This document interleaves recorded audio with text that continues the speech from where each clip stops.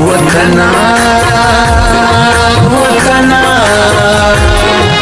وطنا وطنا. سلامونه ګرانو کتونکو، هیله لرم چې تاسو به ټول روغ جوړ او خوشاله یاست. زه ستاسو کوربه اعظم خان مندوخیل، تاسو ګورئ وطن چینل. ګرانو کتونکو، د یو نوي فلم ملنګي زبردست معلومات له تاسو سره شیر کول غواړم، خو تر دې له مخه تاسو ته پکار دی زما چینل شیر کړئ، سبسکرایب یې کړئ، فالو یې کړئ او په خاصه توګه اهم کمنټس باندې ولیکئ، نو ستاسو د کمنټس په ذریعه به زه پروګرام نورم شایسته کړم. ګرانو کتونکو، راځم خپل اصل موضوع ته. اصل موضوع دا دی چې د پښتو فلم انډسټري کې یو نوی فلم روان دی، جوړیږي، چې د هغه نوم دی ملنګي. د ملنګي شوټینګ په مانسیرا کې روان دی. د دې فلم ډایرکټر او فلم ساز شاهد عثمان صاحب دی. شاهد عثمان صاحب به تاسو ټول پیژنئ یاسته. شاهد عثمان صاحب کتونکو ته، پښتنو ته ډېر بهترینه فلمان ورکړي دي، چې په هغو فلمانو کې په دا وړوکي اختر کې یو فلم د ده په ډایرکشن کې جوړ شوی وی، ته صرف زما یې. هغه فلم ډېر کامیابه تللی وی. دارنګه به ملنګي فلم توقع دا ده چې دا فلم به هم ډېر کامیابه ځي. په دې فلم کې په اول ځل د ویلن د کرکټر د مین مرکزي کردار کې، د ویلن توپ په کردار کې اصغر چیما دا اخیستی دی. اصغر چیما به تاسو پیژنئ چې د هغه خپل یوټیوب چینل هم دی، دی خپل یوټیوب چینل چلوي، سوشل ورکر هم دی.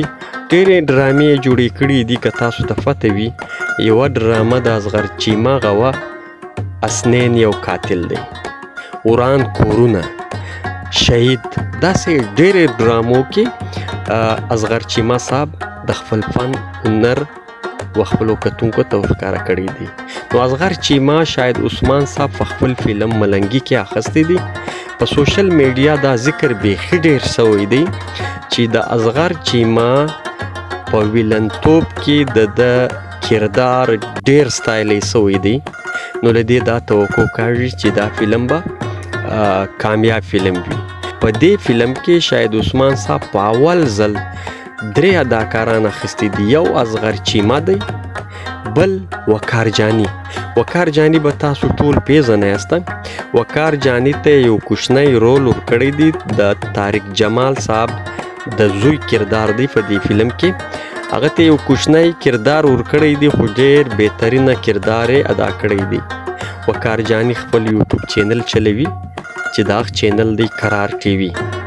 د کرار ټي وي صاحب تاسو ټول پیژنئ یاسته. بل دریم کرکټر یو فیمیل اداکاره ده چې د هغې نوم دی ادا چودري. ادا چودري په ملنګي فلم کې شاهد عثمان صاحب په اول ځل باندې مین کرکټر د هیروینې کرکټر ورکړی دی. نو دا 3 واړه فنکاران شاهد عثمان صاحب په اول ځل په یو غټ فلم د سینمې په یو سینماسکو فلم کې ازماو کړي دي. توقع دا ده چې دا تجربه به ډېره کامیابه سي. ډېر کتونکي ما ته وټساپونه کوي چې دا فلم به په کومو شارو کې لګیږي. یو خو په پېښور کې پکچر هاوس سینما کې په 11 اګست 2023 د دې فلم نمایش شروع کیږي. دوم خبر له تاسو سره دا شیر کوم چې د دې فلم نمایش به په کراچي کې وي. په کراچي کې کومه سینما ده؟ جی ها، په کراچي کې افشان سینما. په افشان سینما کې به هم دا فلم په 14 اګست باندې ریلیز سي او د کراچي کتونکي کتلی سي. دا د کراچي د کتونکو دپاره خوشخبري ده چې یو نوی فلم د شاهد عثمان صاحب په ډایرکشن کې ملنګي دا به له پېښوره سره په کراچۍ کې هم کتونکي ګوري. ګرانو کتونکو، په دې فلم کې چې کومو اداکارانو د خپل فن مظاهره کړې ده، په هغو کې شاهد خان، خالده یاسمین، طارق جمال، اصغر چیما، وقار جانی، ممتاز زیب، نیلم گل، صدرا نور، بشرا کنول، صنم خان، تواب سرادي، ادا چودري او دارنګه ډیرو فنکارانو په دې فلم کې د خپل فن مظاهره کړې ده. د دې فلم کهانی سلیم مراد صاحب لیکلې ده.